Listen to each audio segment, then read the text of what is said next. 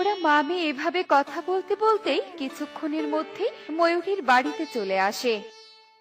এই যে এসে পড়েছে না বাচ্চাটি। এই যে এ আবার কাকে সাথে করে নিয়ে এসেছিস শুনি? দিদি, এ আমার মেয়ে। অনেকদিন থেকে এখানে আসার জন্য জেদ করছিল, তাই আজ নিয়ে এসেছি। রং দেখলে পাচ্ছি না। তা তোর এই মেয়েকে দেখে রাখবি নাকি কাজ করবি শুনি? তোর মেয়ে যদি আবার আমার বাড়িতে কোনো দুষ্টুমি করে, তাহলে তোকে আর তোর মেয়েকে ঘাট ধাক্কা দিয়ে বাড়ি থেকে তাড়িয়ে দিব, এ বলে দিলাম। ও কোনো দুষ্টুমি করবে না দিদি, সে দেখা যাবে। যা জলদি কাজে লেগে পড়। হ্যাঁ দিদি, যাচ্ছি। মা টুকি, তুই বাগানের পাশে গিয়ে বসে পড়। আচ্ছা ঠিক আছে মা। হাই হাই, ছাগল বাগানের গাছ খাচ্ছে। এই যা, কতগুলো গাছ খেয়েছে রে। আমি তো খেলার নেশে দেখতেও পাইনি। ছাগল কখন এসেছে? এই ছাগল, এই থাক থাক, হুস হুস, যা যা যা। মে মে মে। ছাগল টুকির ভয়ে সেখান থেকে পালিয়ে যায়। আর ঠিক তখনই সেখানে ময়ূরী চলে আসে আর বাগানের গাছগুলো দেখে বলতে থাকে, হ্যাঁ সর্বনাশ রে, আমার বাগানের গাছগুলোর কি অবস্থা করেছে রে। এই করে বাচ্চা টুনি, দেখে যা তোর মেয়ে কি করেছে। দিদি, কি হয়েছে কি? আমার মেয়ে কি করেছে? তোর মেয়ে আমার এত সুন্দর বাগানের গাছগুলো ছিঁড়ে ফেলেছে। না না মা, আমি ছিঁড়িনি, একটা ছাগল এসে খেয়েছে। এতদিন ছাগল খায়নি, আজ এসে খেয়েছে। মিথ্যাবাদী মেয়ে, একদম মেরে গাল লাল করে দিব। মা, আমি সত্যি কথা বলছি। দিদি, ও এত সুন্দর গাছের ক্ষতি করতেই পারে না, কারণ ও গাছপালা অনেক বেশি ভালোবাসে। ও সত্যি বলছে দিদি। চুপ কর, একদম মেয়ের হয়ে গুণগান গাইবি না। তোকে আমি কাজ থেকে বাদ দিলাম, কাল থেকে তোকে আর কাজে আসতে হবে না। গরিব খ্যাত, যা ভাগ এখান থেকে। তোর ওই মিথ্যাবাদী মেয়েকে নিয়ে ভাগ। দিদি, এমন যে করো না। এই কাজের মাইনে দিয়েই আমি সংসার চালাই। মোড়ল দাদার খাজনা দেই, কাজ থেকে বের করে দিলে যে সব শেষ হয়ে যাবে। দিদি, একটু দয়া করো। এত নাটক কান্না আমি আর নিতে পারছি না। যা দূর আমার চোখের সামনে থেকে। ময়ূরী টুকিকে তাড়িয়ে দেয়। টুনি টুকি কাঁদতে কাঁদতে তাদের বাড়ির সামনে চলে আসে। মা, বিশ্বাস করো, আমি এমনটা করিনি। আমি যদি তোমার কথা মেনে বাড়িতে থাকতাম, তাহলে আজ তোমার কাজ চলে যেত না। এখন তুমি ময়ূর কাকুর খাজনা দিবে কি করে? পাগলি মেয়ে আমার, কাঁদিস না মা। এখানে তোর কোনো দোষ নেই, সব নিয়তি। নিয়তি কার কখন ভাগ্য পরিবর্তন করে দেয় তা কেউ বুঝতে পারে না। তুই এ নিয়ে আর চিন্তা করিস না মা, আমি নতুন কাজ জোগাড় করে নিব। চল ঘরে চল। টুনি টুকি ঘরে যাওয়ার জন্য পা বাড়ায় আর ঠিক তখনই দেখতে পায় তার পায়ের নিচে একটা আংটি পড়ে আছে। টুনি আংটিটা হাতে তুলে নেয়। এ কি? এটা তো একটা সোনার আংটি, কিন্তু এটা এখানে এলো কি করে? কেউ তো এমন সোনার আংটি ফেলে যাওয়ার কথা নয়। তবে কি এই আংটি কারো কাছ থেকে হারিয়ে গিয়েছে? হ্যাঁ হ্যাঁ, সেটাই হবে হয়তো। বলছিলাম কি, কান্নাকায় আংটি হারিয়ে যায় যাক, আর কে ফেলে যায় যাক। এখন এই আংটি আমরা পেয়েছি মানে এটা এখন আমাদের। আমরা এটা বিক্রি করবো। মারে, অন্যের জিনিস নিজেদের বলাও পাপ। এই আংটির কোনো ক্ষতি আমি করব না। যার আংটি হারিয়েছে সে একদিন না একদিন খুঁজতে আসবে, আর আমরা তখন তাকে ফিরিয়ে দিব। বুঝলি রে মা, জীবনে এটাকে সততা বলে। হ্যাঁ মা, আমি বুঝতে পেরেছি। চল চল ঘরে চল, কালকে বনে ছড়িয়ে দিতে হবে সোনার আংটির কথা। যার আংটি হারিয়েছে সে বর্ণনা দিয়ে নিয়ে যাবে। টুনি টুকি ঘরে প্রবেশ করে। এভাবেই দিনের আলো কেটে রাত নেমে আসে। রাতে টুকি জানালার পাশে বসে চাঁদ দেখতে থাকে। হঠাৎ করে কিছু কালো মেঘ আকাশে জমে চাঁদকে ঢেকে দেয়। মেঘ চাঁদকে ঢেকে দিল। দেখো, পুরো আকাশ মেঘে ঢেকে গিয়েছে। মনে হচ্ছে এক্ষুনি প্রচন্ড বেগে ঝড় বাতাস শুরু হবে। চলো, যদি আমাদের বাড়িতে ভেঙে যায় তখন কি হবে? এরকম কিছু হবে না রে মা, বিধাতা আছি। অনেক রাত হয়েছে, চল ঘুমিয়ে পড়ি। আচ্ছা ঠিক আছে মা, চলো। মামে ঘুমিয়ে পড়ে। মাঝরাতে বনে প্রচন্ড বেগে ঝড় শুরু হয়। ঝড়ে টুনির বাড়ির চালাটা উড়ে যায়। সকাল হতে না হতেই ঝড় থেমে যায়। হায় হায় রে, বাড়ির চালাটা উড়ে গিয়েছে রে। এবার আমি কি করে চালা ঠিক করব? আমার হাতে যে কোনো টাকা নেই।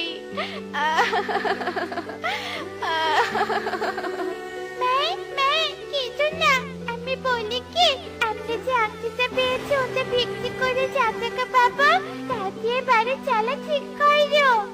টুকি, তোকে কতবার বলেছি মা, অন্যের জিনিসে লোভ দিতে নেই। তাহলে কিভাবে বাড়ি চালা দিবে মা? টাকা নেই তো কি হয়েছে, মাঠের ঘাস তো আছে, ঘাস দিয়ে বাড়ি চালা দিব। চল টুকি, মাঠ থেকে ঘাস কেটে নিয়ে আসি। যেই কথা সেই কাজ। টুনি টুকি মাঠ থেকে ঘাস কেটে নিয়ে আসে আর সুন্দর একটি ঘরের চালা তৈরি করে। বাড়ির চালা দেয়া শেষ, তুই ভিতরে জামা, আমি বনে আংটির কথাটা বলে আসি। আচ্ছা ঠিক আছে মা। হাই টুনি, শুনলাম তুই নাকি একটা সোনার আংটি পেয়েছিস। হ্যাঁ দাদা, পেয়েছি।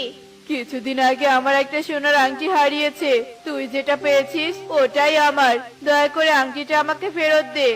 দাদা, এভাবে আংটি দিতে পারবো না, তুমি আগে তোমার আংটির বর্ণনা দাও, তারপর মিলে গেলে তোমাকে আংটিটা দিব।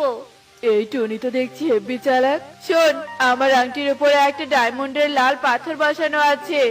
দাদা, তোমার বর্ণনার সাথে আমার পাওয়া আংটির কোনো মিল নেই, তুমি অন্য কোথাও গিয়ে তোমার আংটির খোঁজ করো, যাও। টুনির কথা শুনে কবুতর চলে যায়। এভাবে আস্তে আস্তে বনের প্রায় পাখি টুনির কাছে চলে আসে আর ভুল বর্ণনা দিয়ে চলে যায়। একদিন ঈগল দাদা, তুমি খাজনা নিতে এসেছো নাকি? কিন্তু আমি তো তোমার কাছে কয়েকদিন সময় চেয়ে নিয়েছি। আমি খাজনা নিতে আসিনি, আমি ওই আংটিটা নিতে এসেছি। তোমার আংটি হারিয়েছে বুঝি? বেশ, বর্ণনা দাও আর আংটিটা নিয়ে চলে যাও। তোর তো সাহস কম নয়, তুই আমার কাছে বর্ণনা চাস? আমি কোনো বর্ণনা দিতে পারবো না। আর হ্যাঁ শোন, আমার কোনো আংটি হারায়নি। এবার যদি নিজের ভালো চাস তাহলে আংটিটা আমাকে দিয়ে দে। দাদা, অতি লোভ ভালো নয়, জানোই তো, লোভে পাপ আর পাপে মৃত্যু। আর তাছাড়া আমি নিজেই নিজের কাছে প্রতিজ্ঞা করেছি আংটি তার মালিকের কাছে ফিরিয়ে দিব। আরে রাখ তোর প্রতিজ্ঞা, আংটি দে, নয়তো তোর এই বাড়িঘর দখল করে আমি তোকে বন থেকে তাড়িয়ে দিব। যা করে করো, তবু আমি আংটিটা তোমাকে দিব না। আমি আংটি নিতে এসেছি, ওই আংটিটা আমি নিয়েই নিব। বলে ঈগল টুনির ঘরে প্রবেশ করে আর আংটি খুঁজতে থাকে। এক পর্যায়ে পেয়েও যায়। ঈগল দাদা, আংটিটা ফিরিয়ে দাও, ফিরিয়ে দাও বলছি, ঈগল দাদা। ঈগল টুনির কোনো কথা না শুনে আংটি নিয়ে চলে যায় আর টুনি সেই আংটির জন্য কাঁদতে থাকে। পারলাম না, যার আংটি তাকে ফিরিয়ে দিতে পারলাম না। ওই লোভী ঈগলটা আমার প্রতিজ্ঞা রাখতে দিল না। টুনি যখন এভাবে কাঁদছিল ঠিক তখনই সেখানে একটা পরী চলে আসে আর বলে, এই যে টুনি পাখি, তুমি তোমার বাড়ির সামনে একটা নীল পাথরের ডায়মন্ড বসানো আংটি পেয়েছো? হ্যাঁ, পেয়েছিলাম তো, কিন্তু তুমি কে? আমি হলাম পরী। পরীরাজ্য থেকে ঘুরতে এসে ওই আংটি হারিয়ে ফেলেছি। এখন ওই আংটি ছাড়া আমি পরীরাজ্যে ফিরে যেতে পারছি না। আমাকে দয়া করে আংটিটা ফিরিয়ে দাও। পরি, তুমি এত দেরি করে এলে কেন? ওই আংটিটা লোভী দুষ্টু ঈগল আমার কাছ থেকে কেড়ে নিয়ে গিয়েছে। আমি অনেক চেষ্টা করেছিলাম কিন্তু আটকাতে পারিনি। পরি, তুমি আমাকে ক্ষমা করে দাও। আমার আংটি রক্ষা করতে পারোনি বলে তুমি কাঁদছো? তুমি তো অনেক ভালো পাখি। আমি তোমার মতো ভালো সৎ পাখি আগে কখনো দেখিনি। তুমি আর কেঁদো না, এখন আমি এসেছি। আমি আমার আংটি নিজে উদ্ধার করব। চলো আমার সাথে ওই ঈগলের কাছে। এই বজ্জার টুনি, তুই এভাবে আমার রাস্তা আটকে দাঁড়ালি কেন? হ্যাঁ, সরে যা, আমি আংটি বিক্রি করতে যাচ্ছি। পরি, এই সেই ঈগল, এবার ফিরিয়ে নাও তোমার আংটি। ঈগল, ওই আংটিটা আমাকে ফিরিয়ে দাও। এই আংটি আমি কাউকে দিব না। চলে যা তোরা এখান থেকে, নয়তো তোদের 12টা বাজাবো। লোভী, তোর এত বড় সাহস! দাঁড়া, দেখাচ্ছি মজা। পরে এই বলে রেখে জাদু করে ঈগলের হাত থেকে আংটিটা কেড়ে নেয় আর ঈগলকে একটা বিড়াল বানিয়ে দেয়। হায় হায়, এ কি করলে? আমাকে বিড়াল বানালে কেন? আমাকে ঠিক করে দাও। তুই আর কখনো ঠিক হবি না, এটাই তোর লোভের শাস্তি। এবার বোঝ মজা। টুনি, এই নাও, এই আংটিটা তোমার উপহার। এই আংটির কাছে তুমি যা চাইবে তোমাকে তাই দিবে। ধন্যবাদ পরি, তোমাকে অসংখ্য ধন্যবাদ। পরি টুনির কাছে বিদায় নিয়ে চলে যায়। এরপর টুনি পরীর দেয়া আংটির সাহায্যে বেশ সুখে দিন কাটাতে থাকে। এমনই সব মজার মজার শিক্ষণীয় টুনি পাখির গল্প দেখতে আমাদের পাশেই থেকো। আর গল্পগুলো কেমন হচ্ছে তা কমেন্টে জানাতে ভুলো না কিন্তু। Bye bye. আহা, এই শীতের সকালে গাজরের মিষ্টির গন্ধে মনটা একদম ভরে ওঠে। এবার জমিতে এত গাজর হয়েছে যে ভাবতেই ভালো লাগে। তবে মনে কয়েকটা অপূর্ণ ইচ্ছে আছে, সেগুলো যদি পূরণ করতে পারতাম তাহলে বেশ ভালোই হতো। এভাবে খরগোশ তার মনের কথাগুলো বলতে বলতে জমিতে কাজ করতে থাকে। আর এভাবে বেশ কিছুদিন কেটে গেলে হঠাৎ এক দুর্ঘটনায় খরগোশ মারা যায়। তার অপূর্ণ ইচ্ছার কারণে তার আত্মা মুক্তি না পেয়ে বনে ঘোরাঘুরি করতে থাকে।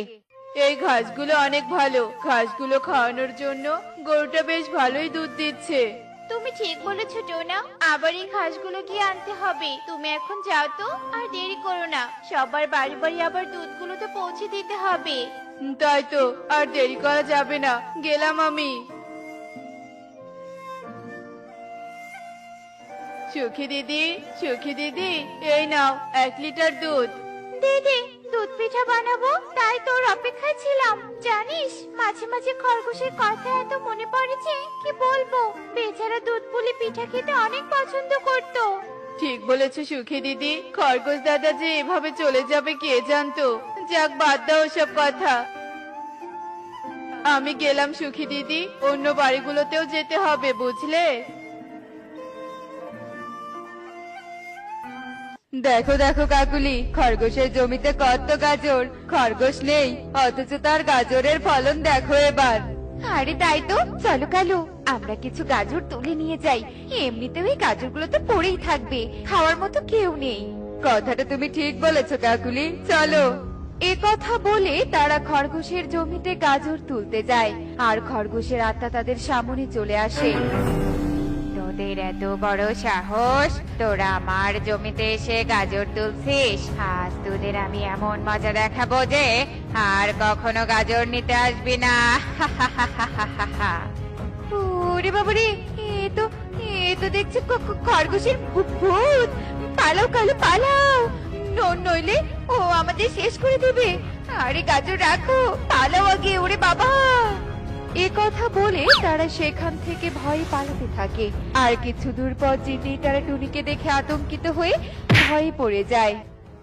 ইস রে, এত কষ্ট করে ঘাসগুলো তুলে আনলাম, দিলে তো সব মাটিতে ফেলে। এখন আমি গরুকে কি দিব খেতে? তোমাদের হুট করে দেখে হাত ফসকে ঘাসগুলোই তো পড়ে গেল। খরগোশের ভূত, ওখানে খরগোশের ভূত। কি বলছো কি এসব আবল তাবল? খরগোশ দাদা তো মারা গেছে, এভাবে মিথ্যে বলো না তো। আমরা সত্যি বলছি রে টুনি, আমাদের বিশ্বাস কর, ওই খরগোশ মরে ভূত হয়ে গেছে। আমরা একটু আগে দেখলাম। ওরে বাবারে, ভাবলে শরীরে কেমন কাঁটা দিয়ে উঠছে। না না, এটা কিভাবে সম্ভব? তোমাদের কথা আমার বিশ্বাসই হচ্ছে না।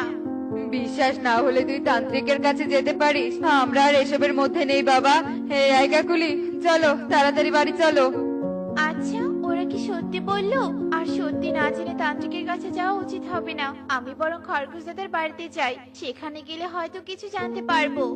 এ কথা বলে টুনি সত্যটা জানার জন্য সোজা খরগোশের বাড়িতে চলে যায়। আর সেখানে গিয়ে টুনি কিছুই দেখতে পায় না, আর বলে, কই, এখানে তো কিছুই নেই, শুধু শুধু ওদের কথা শুনে এলাম। ধর ধর। দাঁড়া টুনি, কোথায় যাচ্ছিস? আমার যে তোর সাহায্যের প্রয়োজন, আমার কথা না শুনে যাস না, টুনি, যাস না।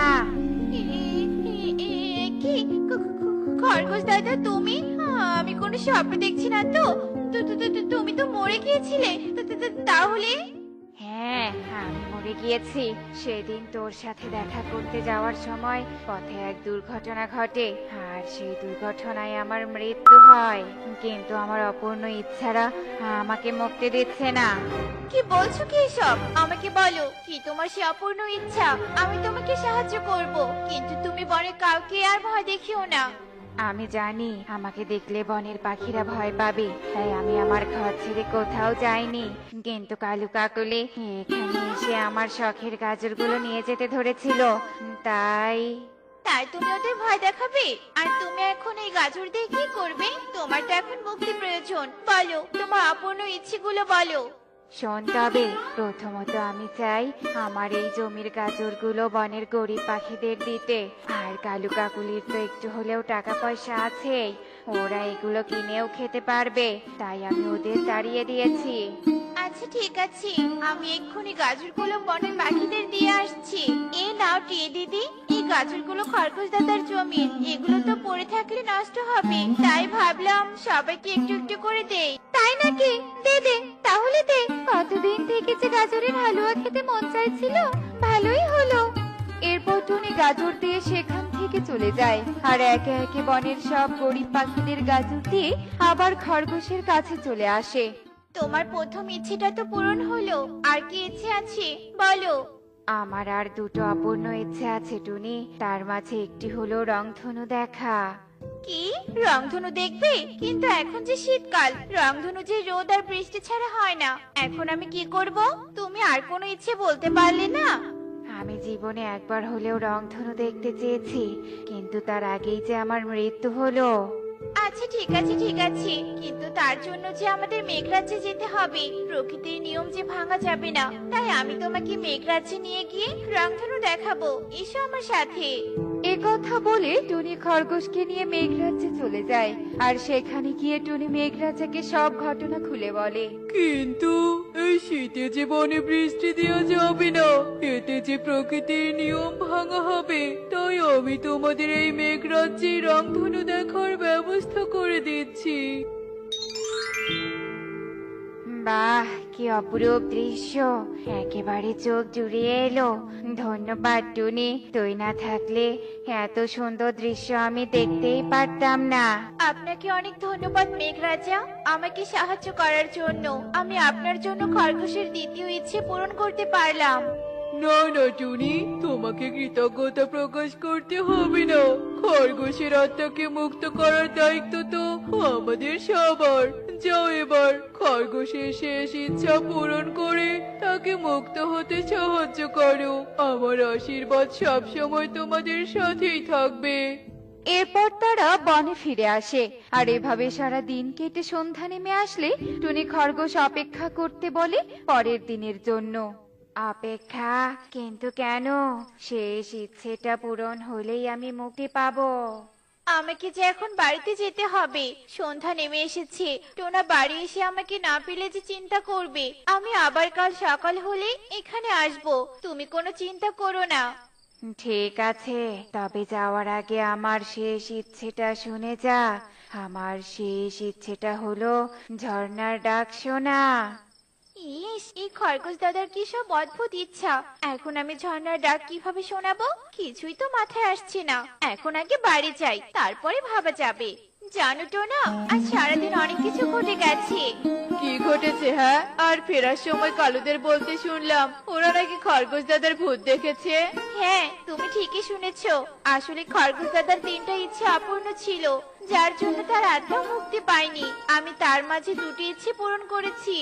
কি বলছো? কি মজা করছো নাকি? আরে না না গো, আমি একদম সত্যি বলছি। আর জানো তার শেষ ইচ্ছা কি? এই শেষ ইচ্ছা পূরণ হলেই সে মুক্তি পাবে। আচ্ছা বলো দেখি, কি সেই শেষ ইচ্ছা? খরগোশ দাদা নাকি ঝর্ণার ডাক শুনবে। এখন আমি ঝর্ণার ডাক কিভাবে শোনাবো বলো তো? তোমার মাথায় কোনো বুদ্ধি থাকলে বলো আমাকে। অবশ্যই আমার মাথায় একটা বুদ্ধি এসেছে। শোনো তবে, কাল যখন তুমি খরগোশ দাদার সাথে দেখা করতে যাবে, তখন আমিও তোমার সাথে যাব। আর এরপর টোনা টুনিকে তার বুদ্ধির কথা বলতে থাকে আর এভাবে সারা রাত থেকে ভোর হয়ে আসে। কিরে টুনি, আমি সত্যি সত্যি ঝর্ণার ডাক শুনবো তো? অবশ্যই শুনতে পারবে। তুমি শুধু বলো যে তুমি ঝর্ণার কাছ থেকে কি শুনতে চাও। ভাগ্যিস টোনা কাল বুদ্ধিটা দিয়েছিল, ও ঝর্ণার আড়াল থেকে ডাকবে আর এতে খরগোশ দাদা মনে করবে এটাই বুঝি ঝর্ণার ডাক। আমি চাই যে ঝর্ণা আমার নাম ধরে 3 বার ডাকুক, এতেই আমার ঝর্ণার ডাক শোনা হয়ে যাবে। খরগোশের এমন কথা শুনে টোনা ঝর্ণার আড়াল থেকে খরগোশ খরগোশ বলে 3 বার ডাকে আর এটা শুনে খরগোশ অবাক হয়ে যায়। শুনলি টুনি শুনলি, ঝর্ণা আমাকে ডাকলো। আজ আমার সব অপূর্ণ ইচ্ছাগুলো যে পূর্ণ হয়ে গেল। আজ আমি অনেক খুশি। আমার কাজ হয়ে গেছে, এখন ওরা এখান থেকে চলে গেলে আমিও বাড়ি ফিরে যাব। ইয়ে খরগোশ দাদা, তুমি তো এখন মুক্তি পাবে। চলো বনে ফিরে চলো, যাওয়ার আগে বনটা না হয় আরেকবার দেখে নিও। হ্যাঁ টুনি, চল, আমাকেও যে তোকে কিছু দিতে হবে। এ কি খরগোশ দাদা, তুমি যে এখনো মুক্তি পেলে না, এমন কেন হলো গো? আমি যে তোর কাছে ঋণী রে টুনি, ঋণ রেখে কিভাবে চলে যাই। আমি যে এখন ভূত, তাই আমি যে এখন কিছু জাদুও জানি। আমার জাদু, এই গাজরগুলো দিয়ে আমি তোকে একটা গাজর বাড়ি উপহার দিব। খরগোশ দাদা, ও খরগোশ দাদা, যাক অবশেষে তোমার আত্মা মুক্তি পেলো। কিন্তু আমি যে তোমাকে ধন্যবাদ দিতে পারলাম না এই সুন্দর গাজর বাড়ির জন্য। অবশেষে খরগোশের অপূর্ণ ইচ্ছে পূরণ করার জন্য